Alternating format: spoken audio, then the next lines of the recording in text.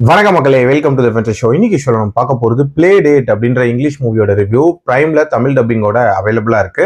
இந்த படம் ஒரு mysterious father and son duo மையமா வச்சு நகரக்கூடிய கதை. ஆக்சுவலா இந்த படத்தோட ஸ்டார்டிங்லேயே பிரையன் அப்படின்ற ஒரு நபரை காட்டுறாங்க. இவர் தன்னுடைய ஸ்டெப்சனோட ஒரு ப்ளே டேட் மாதிரி ஒரு கிரவுண்டுக்கு கூட்டிட்டு போவாங்க. அந்த இடத்துல தான் ஒரு வித்தியாசமான அப்பா பையனை சந்திப்பாங்க.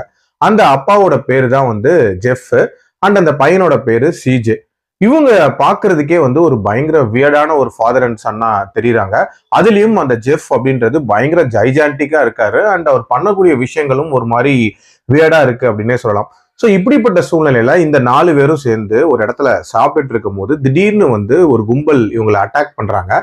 அந்த அட்டாக்கின் போது நம்ம பிரையன் அந்த சிஜிஎஃப் கிட்ட கேட்கிறாரு, அதாவது உங்க அப்பா ஏன் இப்படி பண்ணிட்டு இருக்காருங்கும் போது அவர் எங்க அப்பாவே இல்லையே அப்படின்ற மாதிரி அந்த பையன் சொல்றான். என்ன எங்க இருந்து தூக்கிட்டு வந்துட்டாருன்ற மாதிரி சொல்றான்.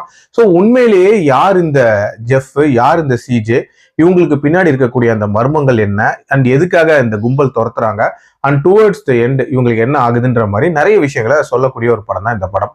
எனக்கு இந்த படத்துல பிடிச்ச விஷயமே அந்த ஜெஃப் அண்ட் சிஜே இவங்களுக்கு பின்னாடி இருக்கக்கூடிய அந்த மிஸ்ட்ரி அப்படின்னே சொல்லலாம்.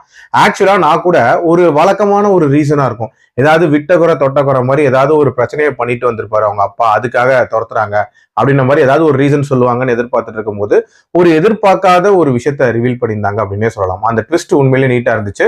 அதே மாதிரி அதுக்கான காரணங்கள் அப்படின்றதும் ஓரளவுக்கு ஜஸ்டிஃபை பண்ண மாதிரி தான் இருந்துச்சு அப்படின்னே சொல்லலாம். ஆரம்பத்துல நம்ம பிரையனுக்கும் ஜெஃபுக்கும் இடையே நடக்கக்கூடிய அந்த கான்வர்சேஷன், அந்த போர்ஷன்ஸ்லாம் ஓரளவுக்கு ஃபன்னியாவே இருந்துச்சு அப்படின்னே சொல்லலாம். அண்ட் ஸ்கிரீன் பிளேவை பொறுத்த வரைக்குமே பாத்தீங்கன்னா பெருசா போர் அடிக்காம போகிற மாதிரியான ஒரு ஸ்கிரீன் பிளேவா தான் அமைச்சிருந்தாங்க. அண்ட் டியூரேஷன் வைஸ் 1.5 மணி நேரத்துல கிறிஸ்பா முடியக்கூடிய ஒரு படம். ஆனா இப்படி ஒரு பெரிய ட்விஸ்ட ஒரு கட்டத்துல ரிவீல் பண்ணதுக்கு அப்புறமாட்டு இந்த கதை போற போக்கு இருக்குல்ல, பெரிய விஷயங்களை நம்ம எதிர்பார்த்துட்டு இருப்போம்.